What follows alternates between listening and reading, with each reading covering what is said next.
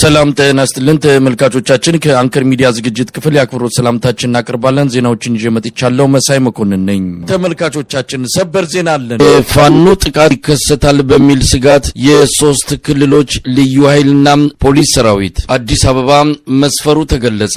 አብይ አህመድ አዲስ አበባ በተለያዩ የፌዴራል መንግስትና የክልል ሰራዊት ኃይሎች እንድትጠበቅ ለማድረግ መዘጋጀቱም ታውቋል። ሪፐብሊካን ጋርድም ለግዳጅ ከተሰማራባቸው አካባቢዎች ወደ አዲስ አበባ እንዲመለስ ተደርጓል። ለአንከር ሚዲያ በደረሰው መረጃ ላይ እንደተመለከተው ከኦሮሚያ ከሶማሌና ከሲዳማ ክልሎች የልዩ ኃይልና የፖሊስ ሰራዊት በተለያዩ የአዲስ አበባ አካባቢዎች እንዲሰፍሩ መደረጉ ታውቋል።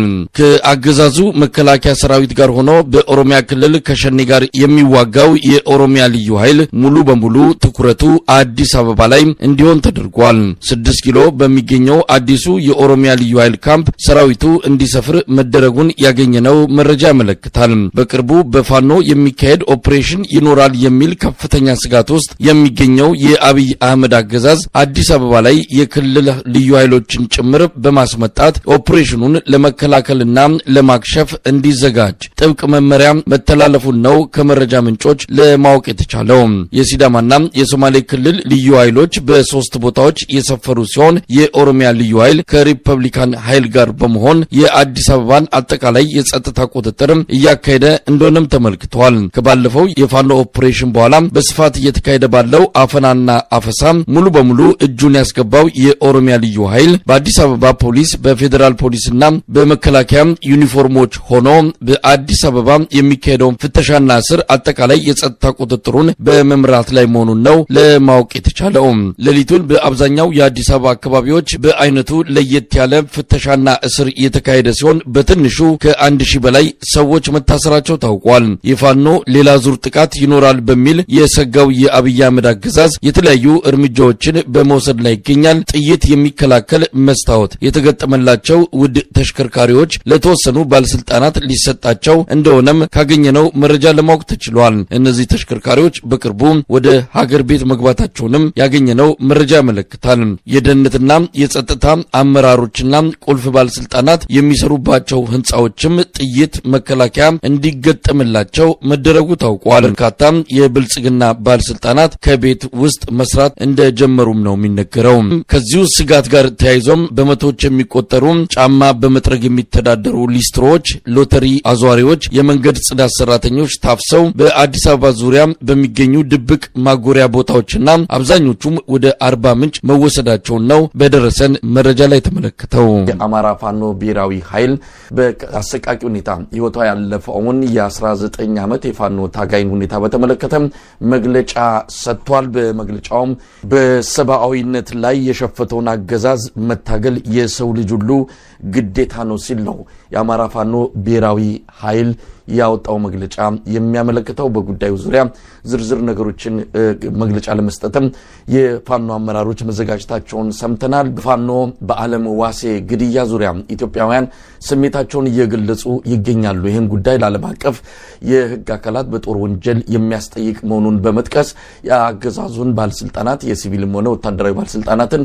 በህግ ተጠያቂ እንዲሆኑ ለማድረግ የሚያስችል እንቅስቃሴ መጀመር እንዳለበትም ነው የህዝብ አስተያየት እያሳያል። በተለያዩ የአማራ ክልል አካባቢዎች የሚደረጉ የህልውና ተጋድሎችም ተጠናክሮ ቀጥሏል። በዋግምራ አካባቢ 3 የተለያዩ ኃይሎችን የገጠመው የአማራ ፋኖ ብሔራዊ ኃይል ምስራቅ አማራ ቀጠና የሚኒሊክ እዝ የተቃጣበትን ጥቃት መመከቱን አስታውቋል። 3ቱ ኃይሎች የኦሮሚያ ልዩ ኃይል፣ የመከላከያ ሰራዊትና በአፋር ክልል እየሰለጠነ ያለው የትግራይ ኃይሎች በሚል ነፃ ግዛት ላይ የተንቀሳቀሰ የሚገኘው በነጌታቸው ረዳ የሚመራው ኃይልም እንደዚሁ በዚሁ በዋግምራው ጦርነት መሳተፉን ነው መረጃዎች የሚያመለክቱት። እነዚህ 3 ኃይሎችን ገጥመው ድል ማድረጋቸውንና መመከታቸውን የፋኖ አመራሮች ገልጸዋል። በዋግምራ አካባቢ እንደዚሁ 3 ኃይሎች ከፋኖ ጋር የገጠሙበት ውጊያ መካሄዱንና ፋኖዎች መክተው መመለሳቸውን የሚገልጽ መረጃም ሰምተናል። 3ቱ ኃይሎች የኦሮሚያ ልዩ ኃይል ነው። ሌላው የአብይ አህመድ ሰራዊት ነው መከላከያ የሚባለው። 3ኛው ደግሞ ሐራ መሬት በሚል አፋር ላይ እየሰለጠነ ያለውና በአብይ አህመድ ፖለቲካዊና ወታደራዊ ድጋፍ የሚደረግለት ታጣቂ ቡድን ነው። እነዚህ ሶስት ኃይሎች ናቸው ወደ ፋኖ ተኩሰው አጸፋው ከባድ ስለነበረ መቋቋም ስላቃታቸው ወደ መጡበት የተመለሱት። ገለታው ብዙ ነገር ይነግረናል ይሄ መረጃ። የኦሮሚያ ልዩ ኃይል ምን ሊሰራ አማራ ክልል ድረስ ሄደ? ሰሞኑን ሽመልስ አብዲሳ በከፍተኛ ቁጥር የሰለጠኑ የገዳ ልዩ ኮማንዶ የሚባሉትን ይህንን የኦሮሞ ጥሩ ስም ያለውን ገዳ የሚባለውን መጠሪያ ለአንድ ጨካኝ ታጣቂ ቡድን ስያሜ አድርገው ሰሞኑን ከፍተኛ ቁጥር ያለው ወታደር አሰልጥነዋል። በዛ ላይ ያስተላለፈው መልእክት አለ። በጣም ጭካኔ ተግባር ኢትዮጵያን ለከፍተኛ ቀውስ የሚዳርግ መልእክት ነው ሽመልስ አብዲሳ ያስተላለፈው። ነገር ግን የአንድ ብሔር ስም የያዘ ልዩ ኃይል አማራ ክልል ምን ይሰራል? አብይ አህመድ ምንድነው የፈለገው? ሰራዊቱ አልቆበታል። በተለያየ መልኩ ያስገባቸው ኃይሎች በሙሉ ወይ ምርኮኛ ወይ ተደምስሰዋል ወይ ጠፍተዋል። ጥቅም ያለው ሰራዊት አማራ ክልል ላይ እንደው ተደራጅቶ ቆሞ ሊዋጋ የሚችል አካል የለም። አሁን እንደምንሰማው በአላጌ የቀድሞ ግብርና ኮሌጅ ውስጥ አሁን የቁስለኞች ማከማቻ ሆኗል። በየዕለቱ ከፍተኛ ቁጥር ያለው የአውቶቡስና የመከላከያ ሰራዊት ተሽከርካሪዎች ቁስለኞችን እያመላለሱ ነው ያሉት። ስለዚህ አሁን ምን ለማድረግ ነው? ምን ለውጥ ለማምጣት ነው በዚህ መልኩ ተደራጅተው ውጊያ መክፈት ያስፈልገው? በዚህ ላይ እነጌታቸው ረዳ ከጀርባ ያሉበት የትግራይ የምንድነው የነጻነት ታጋይ በሚል ሐራ መሬት ብለው አፋር ላይ ተደራጁት ኃይሎችም ተሳትፈዋል። እነጌታቸው ምንድነው የፈለጉት? በቅርቡ ሌተናል ጀነራል ጻድቃን ገብረትንሳኤ ፋኖንም ጭምር እንታገላለን የሚል መልእክት ያለው ነገር ነው የተናገሩት። ስለዚህ እነጌታቸው ረዳ ጻድቃን ከብልጽግና ጎን ሆነው ፋኖን ለመግጠም ፈልገዋል ማለት ነው። ሁለት ነገሮችን እናነሳለን። አንዱ የኦሮሚያ ልዩ ኃይል የመገባበት ሁኔታ፣ ሌላው ደግሞ የነጌታቸው ቡድን በዚህ ጦርነት ለመሳተፍ የመጀመሪያውን ጥይት መተኮሱ በጣም የሚያሳዝን ነው። ቀደም ሲል ካነሳዋቸው በተጨማሪ የኢትዮጵያን ወቅታዊ ሁኔታ በተለይም ከኢኮኖሚ አንፃር የሚሰሙ ነገሮችንም እንደዚሁ መረጃዎችን ጠቅሰን ሐሳባችንን የምናካፍል ይሆናል። በኢትዮጵያ በተለያዩ አካባቢዎች ህዝባዊ እንቢተኝነት መቀስቀሱ ይታወቃል። ጉዳያቸው የተለያየ ቢሆንም እነዚህ ህዝባዊ እንቢተኝነቶች ምናልባት በዚሁ ተጠናክረው ከቀጠሉ ሀገራዊ በሆነ አጀንዳ ተሰባስበው ነገም ከነጎዲያ የአብይ አህመድ አገዛዝን በህዝባዊ እንቢተኝነት ለማስወገድ የሚያስችል ጠንከር ያለ የህዝብ ድምጽ መምጣቱ የሚጠበቅ ነው። እንግዲህ እዚህ መዛም ያለው ነገር አሰባስቦ ወደ አንድ ሀገራዊ አጀንዳ የሚቀይር እንደዚሁ አንድ አካል ያስፈልጋል። እዚህ ላይ መረባረብ ግድ የሚልበት ወቅት ላይ የተደረስን ይመስላል። ገለታ ውስጥ አንዳንድ መረጃዎችን እያነሳን እንቀጥላለን። ሰሞኑን የኢትዮጵያን መነጋገሪያ የሆነችው የ19 ዓመቷ የፋኖ ታጋይ በዓለም ዋሴ የተገደለችበት ሁኔታ አጠቃላይ በአገዛዙ እስከዛሬ ድረስ ሲፈጸሙ ከነበሩ ግፎች ጋር ተያይዞ በሰፊው እየተነሳ ይገኛል። የአብይ አህመድ ሰራዊት ጭካኔ ከልክ ያለፈ መሆኑን የታየበት አጋጣሚ ነው ማለት እንችላለን። ከዚህ በፊትም በርካታ መሰል ግፎች ተፈጽመዋል። ነገር ግን እንደዚህ ብዙዎችን ያስደነገጠ አለ ለማለት የሚያስደፍር አይደለም። ለማንኛውም ከዚህ በኋላስ እች ልጅ ሰለባ ሆናለች። ለመሞት ቆርጣ ነው ብረት ያነሳችው። ነገር ግን የተገደለችበት ሁኔታ ሰባዊነት የጎደለው በጣም የጭካኔ እርምጃ የተንጸባረቀበትና ኢትዮጵያዊነትንም የማያሳይ መሆኑን ነው እንግዲህ ብዙዎች ከግራ ከቀኝም እየገለጹ የሚገኙት። ገለታው ምናልባት መረጃውን በትክክል እንግዲህ እስከ መጨረሻው ያለውን የልጅቱን የዚችን ታጋይ የሚያውቅ የለም። ያው መጨረሻ አስክሬኗ ሲገኝ የታየውን ሁኔታ ካካሏ የጎደለውን በመግለጽ ነው እንግዲህ መረጃው የወጣው እንጂ በህይወት እያለች ያድርጉት ነፍሷ እያለ እንዲያንን ነገር ይፈጽሙ የሚታወቅ ነገር የለም። እንደምንሰማው ከሆነ ምናልባትም በህይወት እያለች አድርጎትም ሊሆን ይችላል። እንግዲህ ይህንን የሚነግረን ምናልባት ከመሃላቸው አንዱ እንደው የመጣው ይምጣ ብሎ ኑዛዜና የሆነ ነገር ውሳኔ ላይ ደርሶ ካልነገረን በስተቀር የመጨረሻውን እንዴት እንደሆነ ምናቀው ነገር የለም። እውነት ለመናገር የጭካኔ ጥግ ስላላቸው ሊያደርጉት ይችላሉ። በህይወቷም እያለች ሊያደርጉ እንደሚችሉ እንደው ከጥርጣሬም በላይ መግለጽ የሚቻል ይመስለኛል። ነገሩን ለማባባስ አይደለም፣ በልኩ ግን መነገር አለበት። ምንድነው የተፈጸመው የሚለውን እዚህ ላይ እጃቸው ያረፈ ወይም ደግሞ በአንድም ይሁን በሌላ የሚያውቁ ሰዎች ካሉ ሊነግሩን ይገባል። ገለታው ወደ ኋላ እኮ ከዚች ልጅ ወደ ኋላ ያለውን ታሪክ ሻሸመኔ ወደ ታች ሰቅለውት ከነህይወቱ ሰቅለውት የነበረበት ሁኔታ እኮ አይተናል።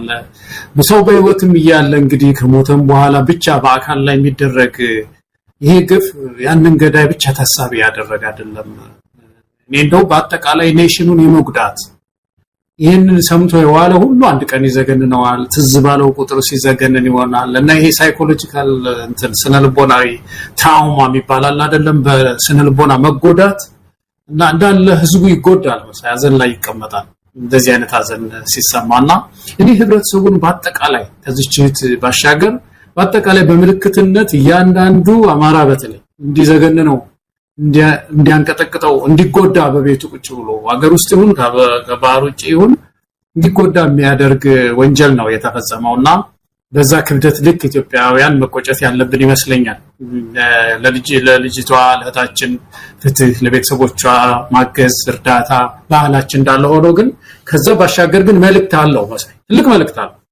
ይሄ ትልቅ መልእክት በማንነት ላይ የሚደረግ ጥቃት ሲመጣ ማንነት ኮሚናል ነው ማለትም ምንድነው የጋራ ነው ያቺ እዛስ ልጅ ብቻ አይደለም ማራነትን ነው እየተጠቃ ያለውና በዛ ልክ ነው ማየት ያለብን። መቆጨት ከዚህ ስርዓት ተገላግለን እንደው ያቺን ኢትዮጵያን መሳይ በተለይ በሰላም ማለት ሰላም የምትተነፍስን ኢትዮጵያ የመመለስ ትግል ለማድረግ ከመቼውም ጊዜ በላይ እንደ ባጭር መታጠቅ ያለበት ነው የሚመስለኝ ህዝቡ ወጣቱ መሳይ።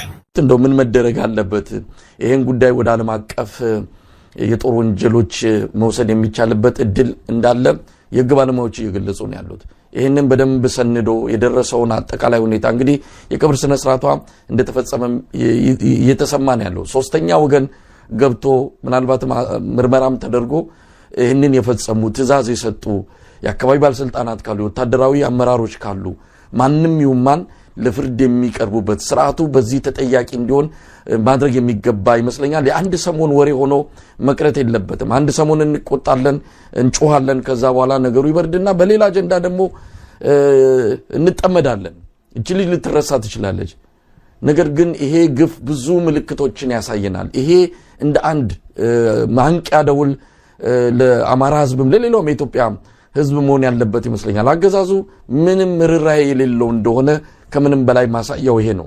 እንደው እስካሁንም ባለው ሁኔታ ወጥተው እንኳን መግለጫ መስጠት አልቻለም። እንደዚህ ነው የሆነው በሚል ምናልባት እጁ እንኳን ከሌለበት በዚህ ጉዳይ ላይ ተጠያቂ የሆኑ አካላትም ካሉ የራሱ ወታደሮችም ይሄንን ግፍ ፈጽመው ከሆነ በቶሎ ለህዝብ ጥያቄ መልስ መስጠት አለበት። ህዝብ እየተቆጣ ነው። ዝምታው በራሱ የሚነግረን ደግፌዋለሁ አዝዤዋለሁም ይመስላል።